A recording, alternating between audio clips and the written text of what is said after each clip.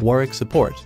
A champion that works so well on this position thanks to his ridiculous amount of movement speed, which has a great synergy with his ultimate. It's basically a jump that pins the enemy down for 1.5 seconds, and by gaining more movement speed, the jump range increases drastically. This gives him the possibility to roam around and terrorize other lanes, since no one can avoid a gank from a champion that is so fast and has this insane gap closer. Even on the lane, Warwick works perfectly as a supporter, thanks to his fear that turns an enemy champion into a useless piece of shit for about 1 second. And due to the Q dash that allows Warwick to dash right behind your opponent, you can send the enemy towards your own AD carry, which can easily damage the target that won't attack back. And with these 2 summoner spells, it gets even easier to collect the first 2 kills. The downside are his predictable engages. I'm gonna come. But there are a few strategies to get rid of this weakness. At the start of the game, Warwick purchases a steel shoulder guard like every other supporter and 2 health potions. The first ability this wolf is going to unlock would be the Q spell, which is a bite that deals some damage and is the only ability that can be useful during a leash. And it actually heals you when Warwick accidentally gets attacked by the buff, so there is no reason to skill a different ability first. After you take some bites with Warwick Support, head back towards the lane and activate the defensive mode. We are not going to do anything before our AD carry has killed enough minions for us to reach level 2. At this stage of the game, Warwick has no gap closer nor any combo in order to win a trade. When you are playing against a poke-heavy champion, just use the Q ability on a minion to regenerate some HP in order to have enough health for the level 2 engage. But when the enemy is a heavy engaged champion, then I would recommend skilling the E spell first. In case you get caught, it provides Warwick with 35% damage reduction, and by recasting it, this spell allows this wolf to fear the opponent standing nearby for 1 second, allowing him to escape this uncomfortable situation way better than having the Q spell up instead. As soon as Warwick reaches the next level, this supporter turns into an engaged monster that can't be stopped at this stage of the game. A kill can nearly be guaranteed. You now should have unlocked the Q and the E spell in order to collect your first kill. First of all, Warwick's run. No sorry.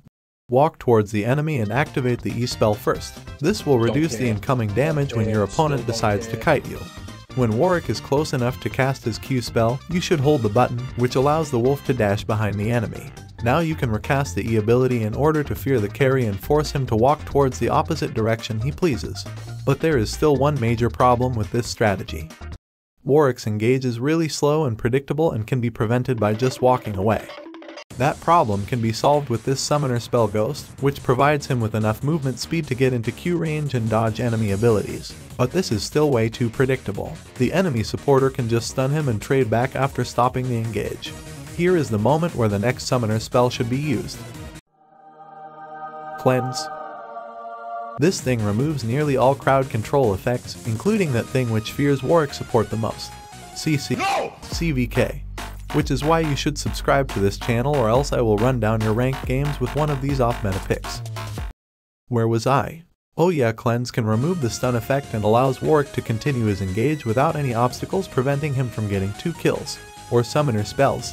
But when the enemy has a knockup like Rakon does, just hold the Q spell on him and you become immune to it. The success rate of Warwick engage can be even increased when he unlocks his W spell. It provides this wolf with some more movement speed when an enemy on the map is below 50% HP and Warwick is running towards him.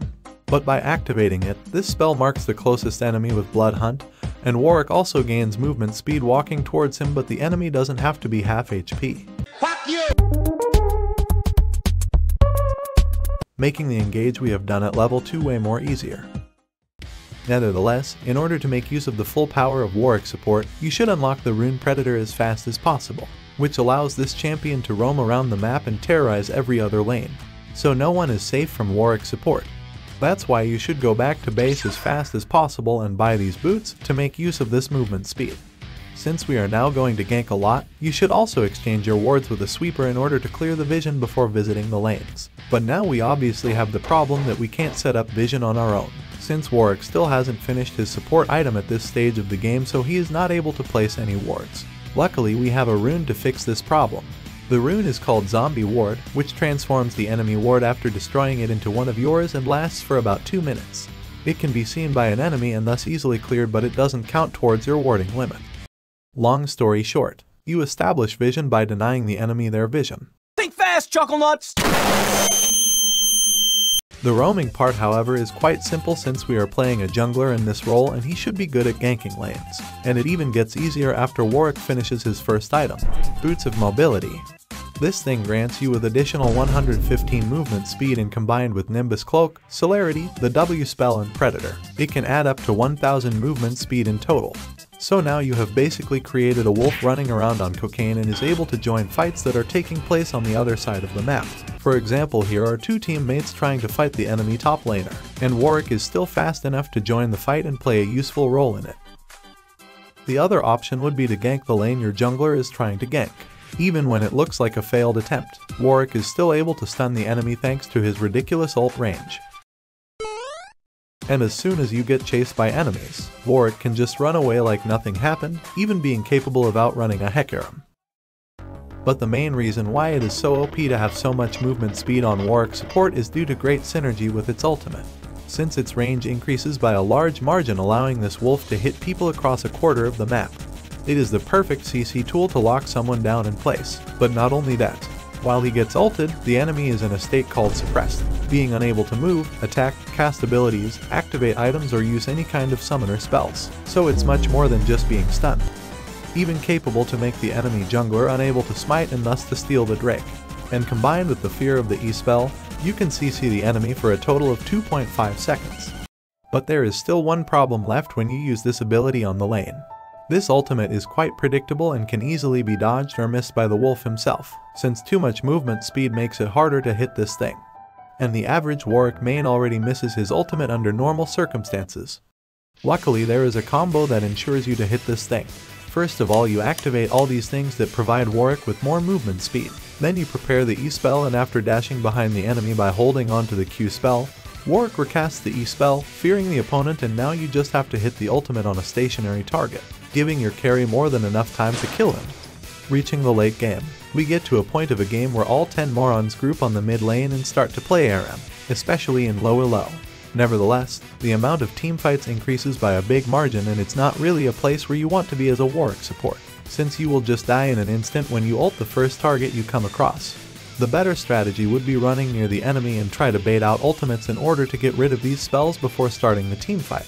The other tactic would be ulting the enemy hyper carry, which locks them down for a few seconds, giving your teammates some time to get rid of them. It's worth, even when Warwick dies during this process.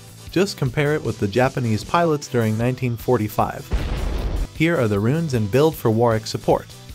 And if you want to have a perfect blind pick supporter that can counter any kind of supporter type, no matter if it is a hook champion, poke champion or an engaged champion, click on this video right here.